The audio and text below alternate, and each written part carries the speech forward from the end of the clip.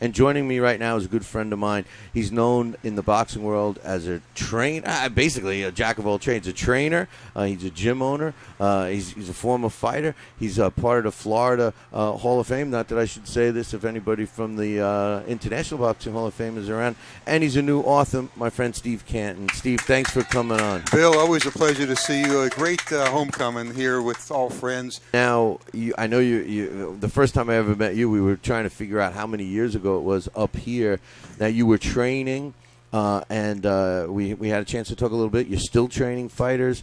You still have a gym that you told me is like in almost the land that time forgot. It's a throwback to the old way, the way gyms used to be. So tell us all about that. What's going on? I mean, bring us up to date. What's happening with Steve Canton? Well, the SJC boxing gym in Fort Myers is very well known internationally. It's a small town, Fort Myers, compared to many big cities throughout the country. However, the small town that we have catered to 67 different countries around the world have trained in this gym.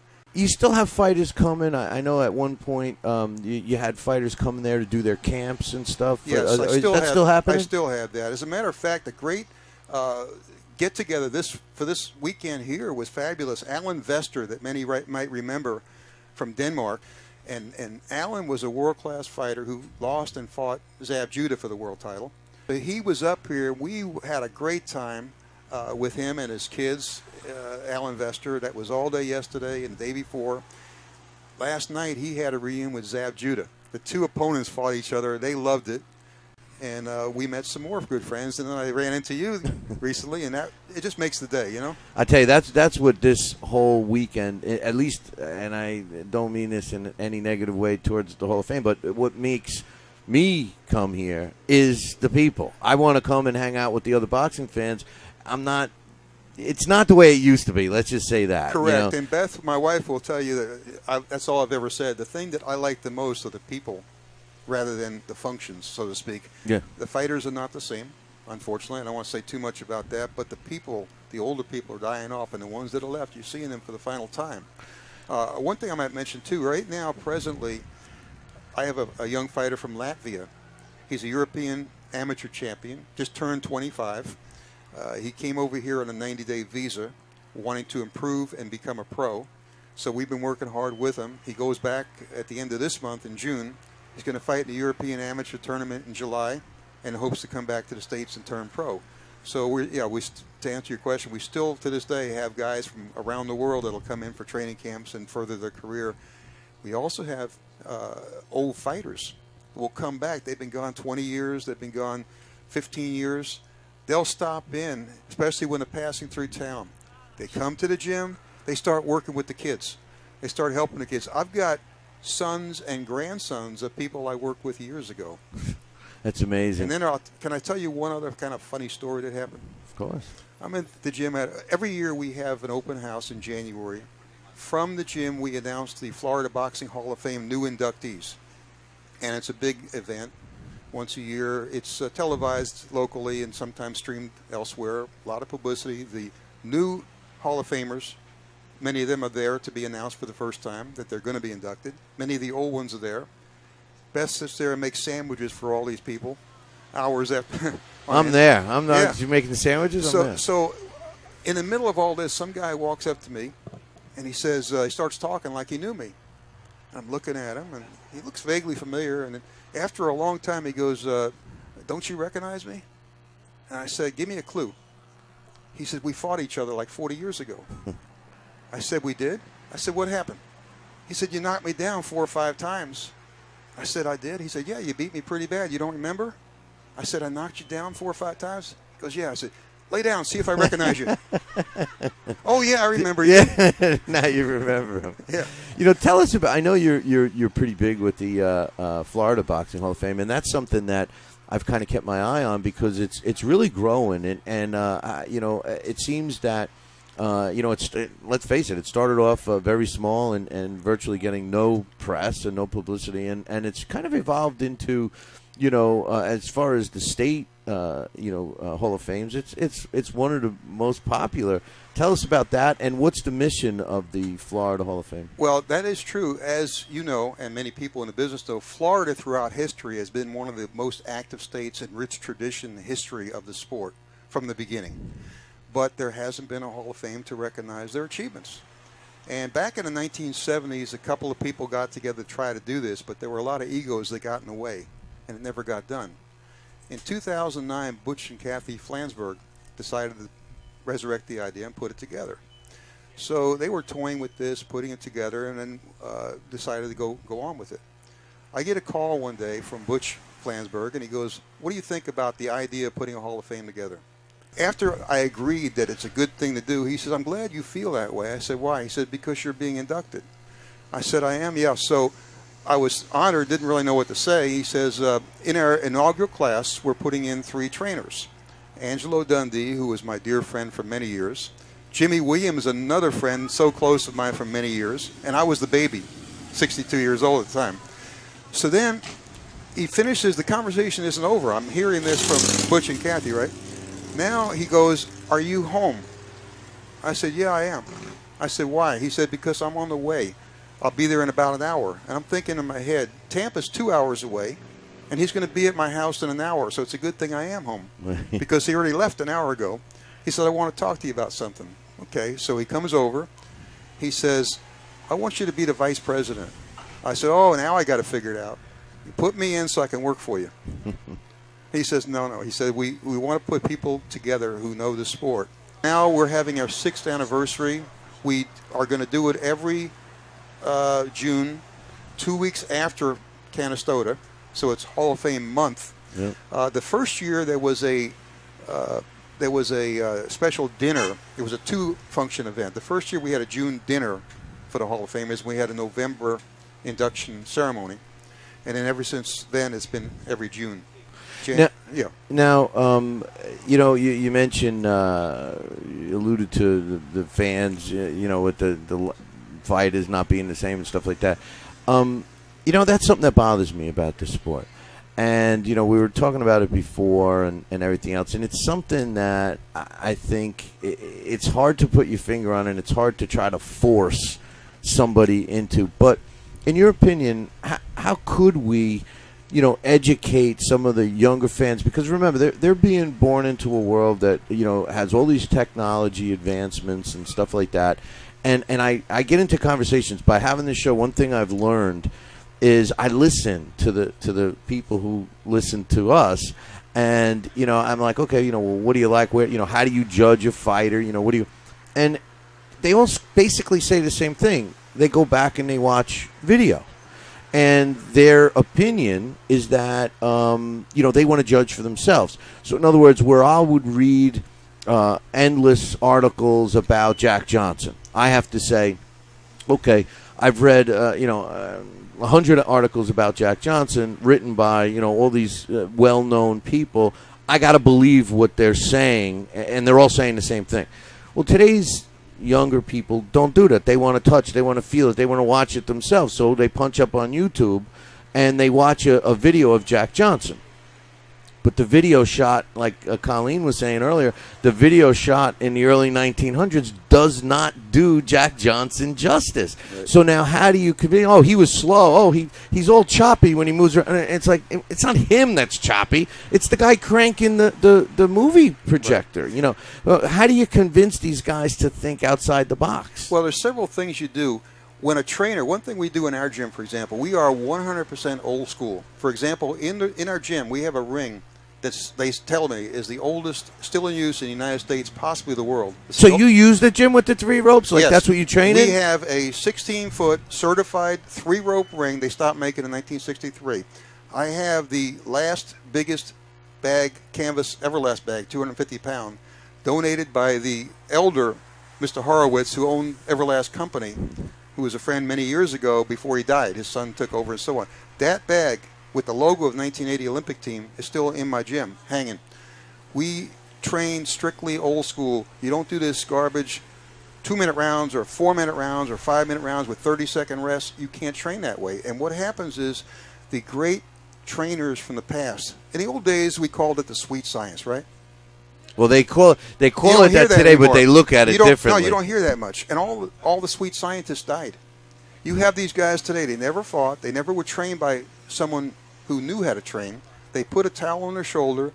And to me, among the saddest things I see in boxing today is a great athlete, a young kid full of ambition, desire, and the intelligence to become great. And what they're doing is they're learning so wrong.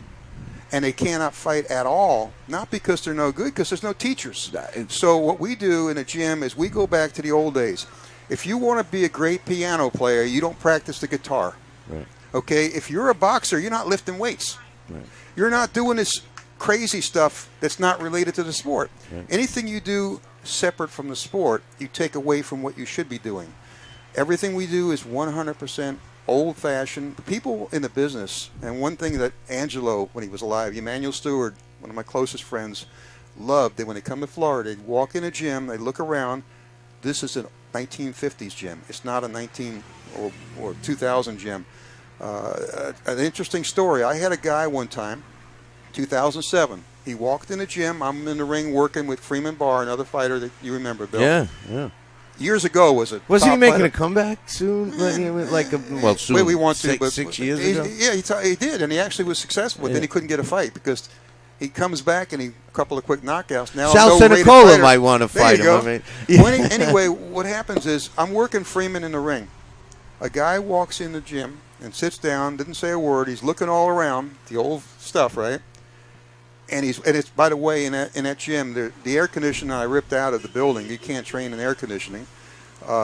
We had measured one day, because it's so hot in Florida, when we opened the gym, we grabbed one of those thermometers that go up high. We stuck it in the center of the ring. It was at 138 degrees in the ring. That's before we opened the doors, okay? So as soon as I got out of the ring with Freeman, the guy's first question to me is, what year is this?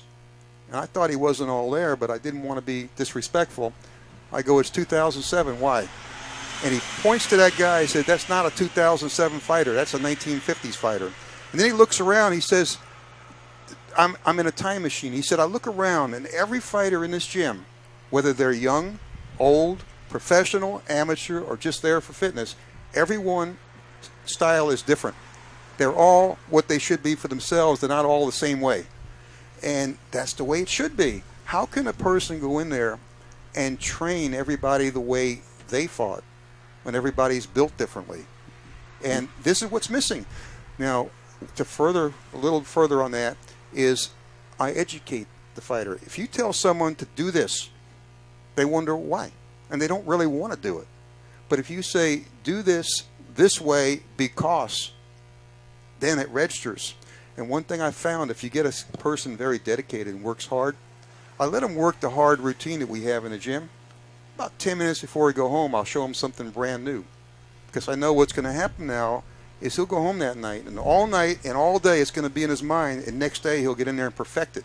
If I showed it to him when he first walked in the gym, he's going to try to do that and screw it up because mentally he didn't visualize it, and then he's not going to get his routine. So I usually wait to the end, and always one more thing. Look at this combination, look at this old school move.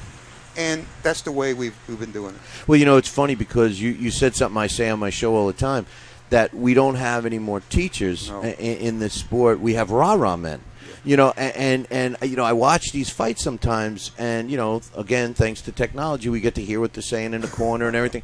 And I'm hearing these things like, a guy who calls himself a trainer is telling his fighter, okay, now don't get hit anymore, and throw more punches. Ding, and the bell sounds, and I'm saying, did he just say that? I mean, the kid wants to know how he doesn't get hit. Worse than that, Bill, a guy comes back after a hard round. He sits down, and the guy looks at him and says, how do you feel? I feel exhausted. You just screwed the guy up. Now he's dead tired in his mind, right? Can't fight anymore. He's done. I had a guy one time, he was an amateur, beating the heck out of a southpaw for 2 rounds. The trainer runs back to the corner and jumps in the ring excited and says, you just beat that southpaw for 2 rounds. The fighter looked at him and said, he's a southpaw? He went out and got knocked out in the next round. He found out he was a southpaw. And I tell him, he's only a southpaw from the outside. On the inside, he's all the same. Yeah. But the thing is, you tell people why, when, how, and because, and then they do it. One thing I take delight, Freeman Barr, we go back to his name, we've been 20 years together. I see him in the ring today telling kids the identical words that I told him 20 years ago he's telling kids today. I had a 12-year-old won his first fight. He fought an experienced amateur kid, got a big trophy, he won. He gets out of the ring, the crowd said, oh, he must have had 40 or 50 fights. You know, he had his first fight, but he's technically correct. Right. So he wins this fight, right? He doesn't know what made him happier. He gets this giant trophy he can't carry. He's a winner of his first fight, or Freeman Barr, who won 5 titles, is acting like the kid won the world title. Right. Right. And that's what it's all about. Well, the whole pool of young people to come to our sport is what we need to work on, you know. And the other issue is that, you know, years ago, boxing was a trade. You know, you became a boxer, and then you know, whether you're an amateur, you turned pro. Then when you were done, you became the trainer. Right. Maybe you got into promotion. Maybe you became. We don't have that now. The even gyms a radio are closed. personality. Yeah, even so. You bring up a point that I talk about a lot. Why do you suppose, in your opinion, why is boxing the only sport that seems to have so many non-boxing people running it? No other sport is like that. That's true. No other sport. That's true.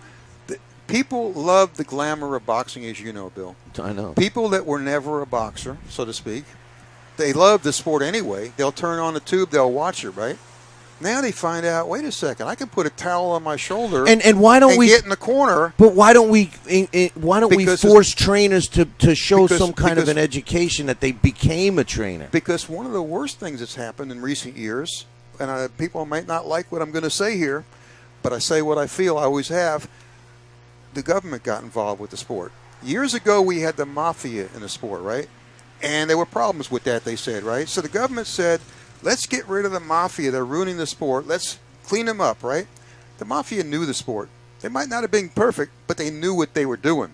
So what they did is they got rid of them, and they took over, and now they don't know what they're doing.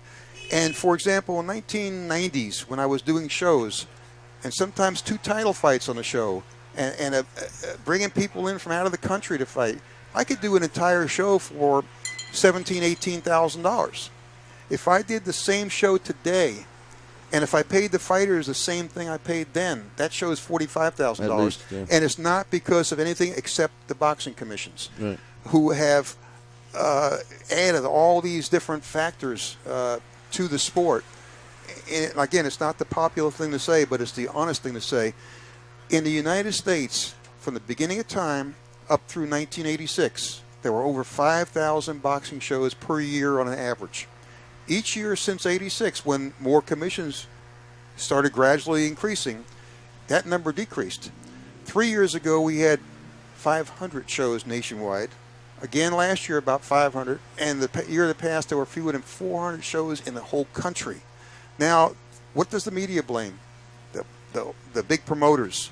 It blames the sanctioning organizations, right? They destroy the sport. There are the same big promoters worldwide. There are the same sanctioning organizations worldwide, and everywhere except the U.S. is bigger than it's ever been.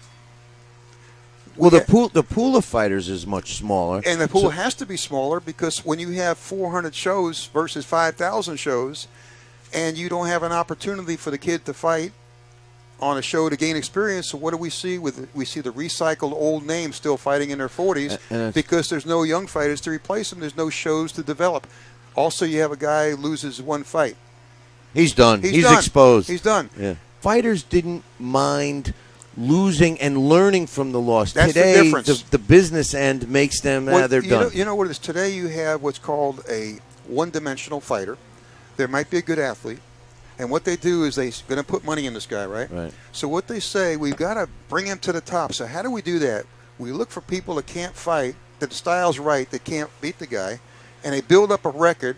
And now they got this guy with a good record, and they put him in a fight, and he can't fight at all. Right. Okay?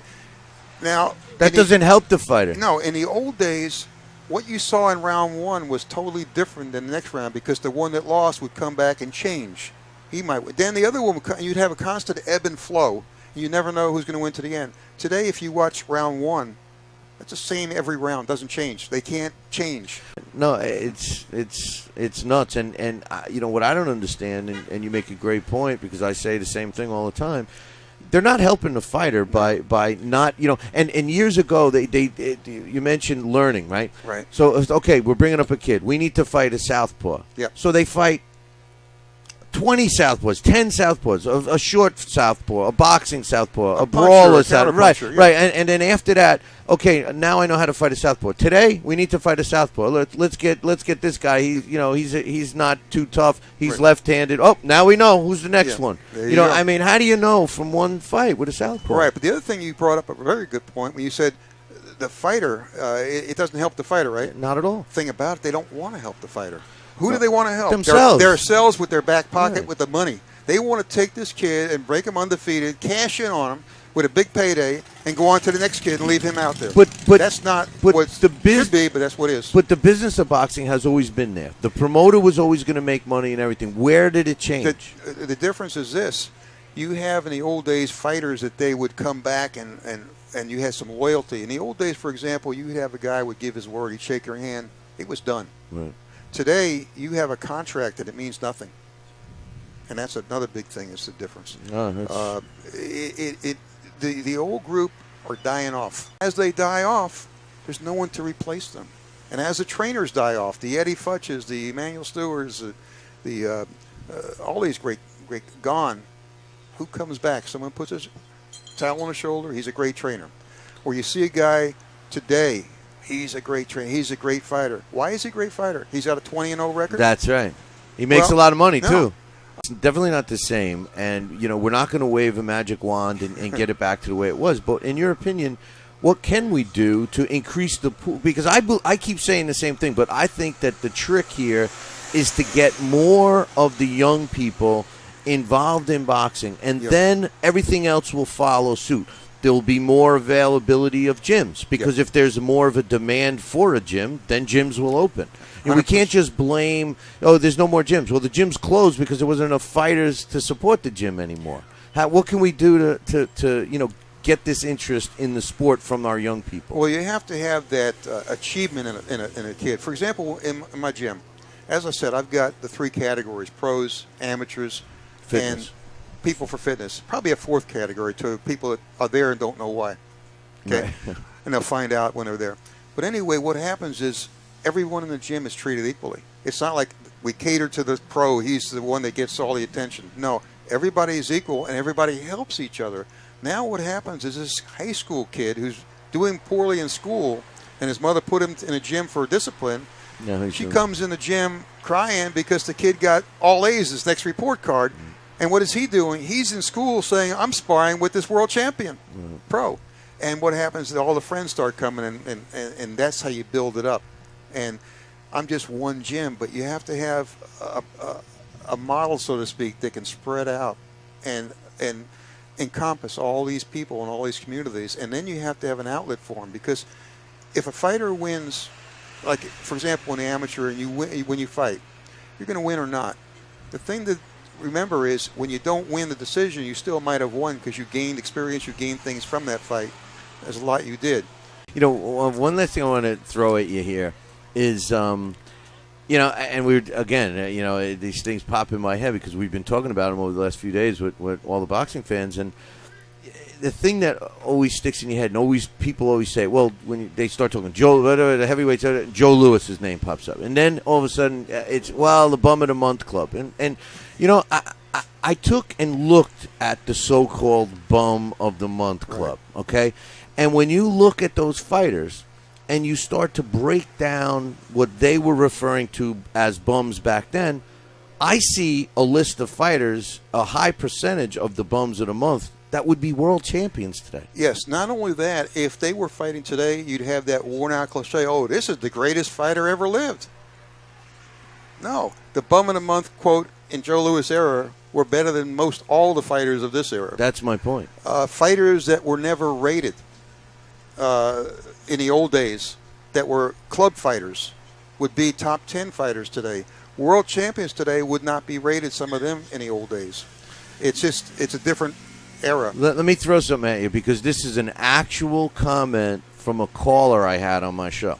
All right, he said that he supports all these belts, and he thinks that the more sanctioning bodies and the more belts is better And the reason is because fighters that wouldn't have been a world champion get the opportunity to be a world champion today.